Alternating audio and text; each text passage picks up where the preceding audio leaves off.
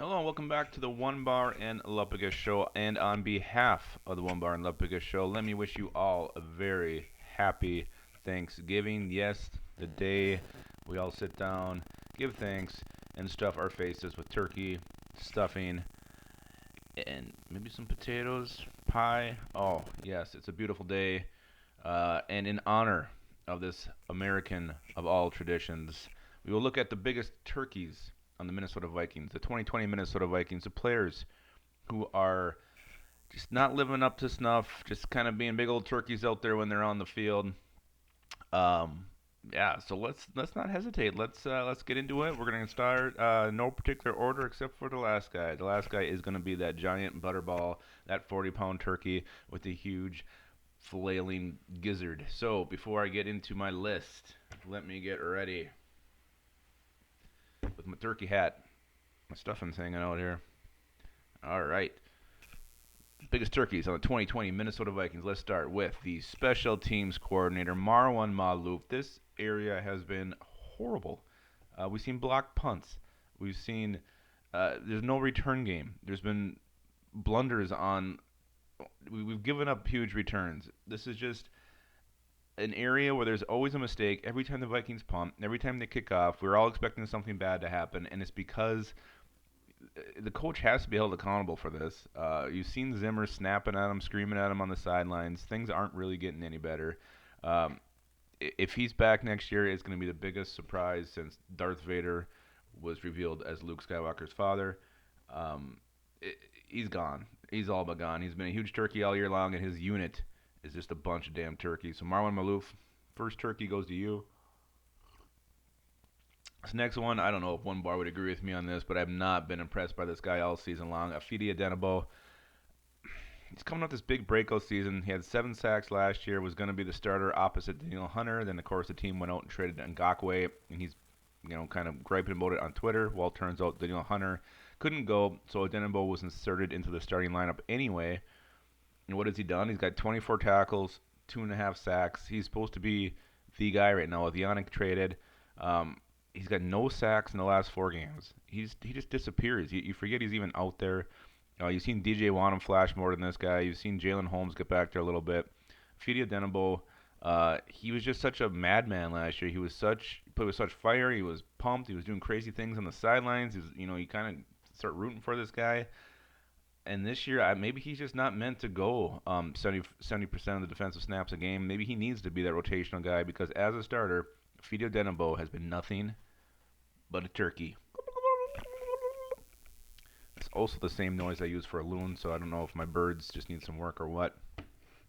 All right, let's move on to the third turkey on this list. That is cornerback Holton Hill. I know he is not playing right now. He's hurt. I don't think he's coming back for the rest of the year. And basically, I don't want him to. He was not good when he was out there. Every offense we faced when he was out there, we're picking on him, and he wasn't even close to covering anybody. He was supposed to be one of the veterans in the Vikings cornerback group, and looked like he was new to all of Zimmer's schemes. Didn't really know what was going on. He did have a sack. He had some tackles. But again, the way this guy played, and you see these young guys who are getting all these reps, developing, emerging. I'm sure we're going to draft another cornerback fairly high next year, or maybe bring in a veteran. Holton Hill, if he's on the field in 2021 for the Vikings, I think it'll be a surprise. He's got an uphill battle to make this team next year. Definitely not going to be given anything. So Holton Hill, definitely a turkey. All right, the next one, Dan Chishina. Going back to the special teams. It's been such a horrible unit. It's full of turkeys, and Dan Chishina, the Vikings kept him. Very, very shocking at the end of August when they did. They had some wide receivers on the roster, Alexander Hollins, who had a great preseason, but they cut him and they keep Dan Chishina over him for one reason, because he was supposed to be the special teams beast. He showed it at Penn State, flying down the field, making these crazy tackles, covering punts, blocking punts. I mean, he was just a horse down there. He went from horse to a turkey because he's done nothing for the Vikings. I think he had one fumble recovery, which he didn't even loosen. This guy is always the first one down at the field, but he barely makes the tackle. We've seen him down a punt on the stripe. He's making all kinds of blunders back there, and he got pulled last week, and maybe that's the best thing for him right now. Take a step back, learn a little bit, go over I don't know. I don't think there's a special teams playbook, but just go over your positions. Maybe watch the veterans do it, and then try again later. Because right now, Dan Chishina, huge turkey for the 2020 Minnesota Vikings. All right, so that brings us to that juicy, beautiful breasted, delicious bird. Pulling out of the oven, the skin's golden brown. You just even smelling it all day. Start pulling skin off when no one's looking. The biggest turkey in the Minnesota Vikings, by no doubt, was the right guard, Drew Samia. We were all kind of happy, uh, very happy when he came in for Pat Elflein.